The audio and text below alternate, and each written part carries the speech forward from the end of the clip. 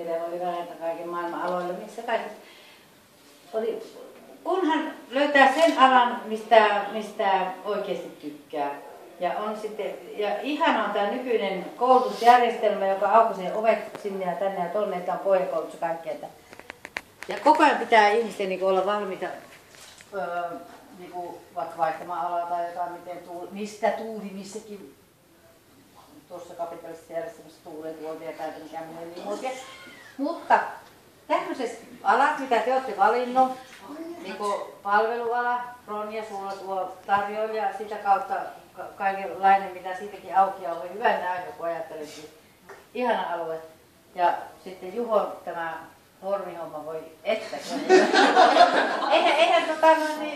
Eihän nämä homeettuneet talot, eihän tämä yhteiskunta pysty ilman hormimiehiä. Että niin, aivan upeita aloja olette valinnut itsellenne. Hienoa.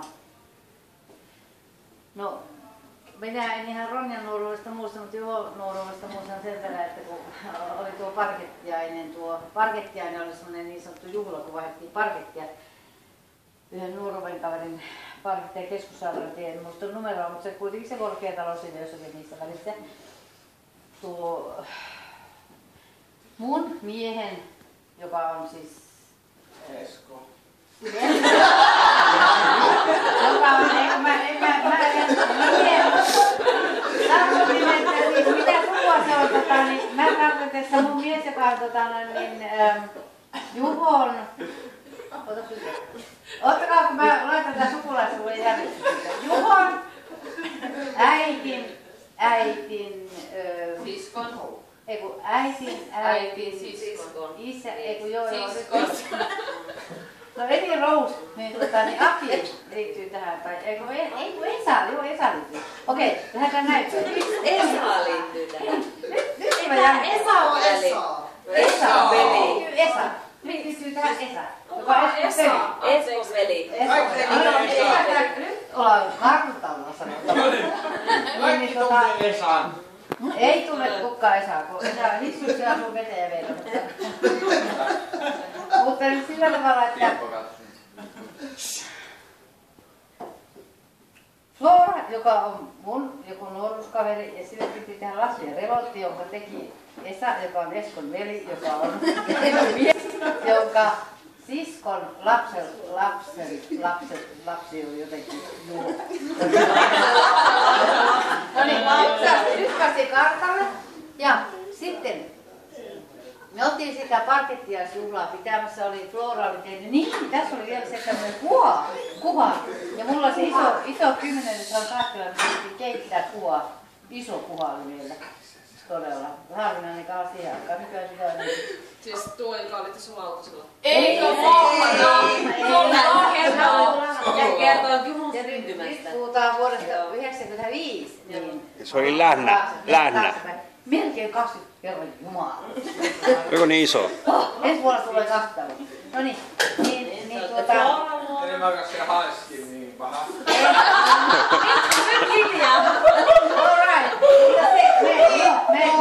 Anta mennä vaan. Ei ollut puha, vaan lenska, vaan se oli toisenlainen resepti, mutta puha oli keitetty puha, joka oli hieno, että oli siellä paljon ihmisiä, vaan toisaalta henkiä olimme siellä keskussairaalatien, oli tuossa liikutaan vastapäätä se 1 kilo kerrostava. Ei se ensimmäinen vaan se vähän. Niin, ja sitten sinne keskellä pidettiin tulee sitten soittu Akille, että hei täällä on joku puhelu. Aki on mun isä. Sairaalasta puhelu. Keskussairaalasta puhelu. No mikä siellä sitten? Poika syntynyt siellä, tyttären syntynyt poika. Ja mitä se oli 3 ja valitukset oli, ei mikään räätäli. Niin.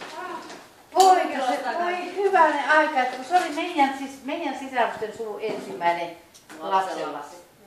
Se oli niin, että me revettiin ihan palasiksi. Se oli jotain niin hienoa. Se oli jotain, niin se oli niin hienoa. Pikku Elsa, joka on rääpäinen alaikäinen. Se nyt meni repäiseen tämmöisen sitten. Hyvä, kun oli rippikoulun käynyt tuo vielä. Oliko se käynyt rippikoulun? Just. Niin. Niin sitten pojan pyörän Heikki. Ja se poika, miten se on ollut sitten söpönen. Niin kuin noista kuvista, mitä tuossa pyöri koko ajan kuvia, miten nähtiä söpö poikana. Se voi että mahdotonta. Ja nyt se sitten on tommonen aikuinen. Se täytti 18 saanut ajoukot, en ole vielä kyytiin päässyt. Jonain päivänä Juho vie mua sillä avautulla tuossa. Ota leti auki ja etupenkillä menee siihen vetäjä vielä ja otetaan siellä yhdet kaljat ja sitä mökille. Tämmönen on haavissa mulla. Juho verran. Voi mennä aika Juho. Sitten arkipäivän asiat, että meidän taloyhteisössä todellakin meidän taloyhteisössä alkaa olla aika askuvat ja meidän hormit alkaa olla aika asmuisia niitä tilauksessa. Juho, vinkki. Bling bling. Ronja, mihinkähän sä menet sellaista töihin, minä sitten voi itse, sä menet joku Iivri Kurveen-ravintola ja sitten sä levittelet valkoisia näitä ihania töitä. Mitähän saisi olla? Olisiko mä Chardonnay vai ottaisiko sitä tähän vai tätä? Meitä on ehkä tuolta ja oi että kun ihana kun on palvelu ja kaikki. Voi että nuoriset tommosia ihmisiä maailma täynnä sitten. Eikö me ollaan onnellisia? Me ollaan onnellisia. Onnellisia! Hyvä.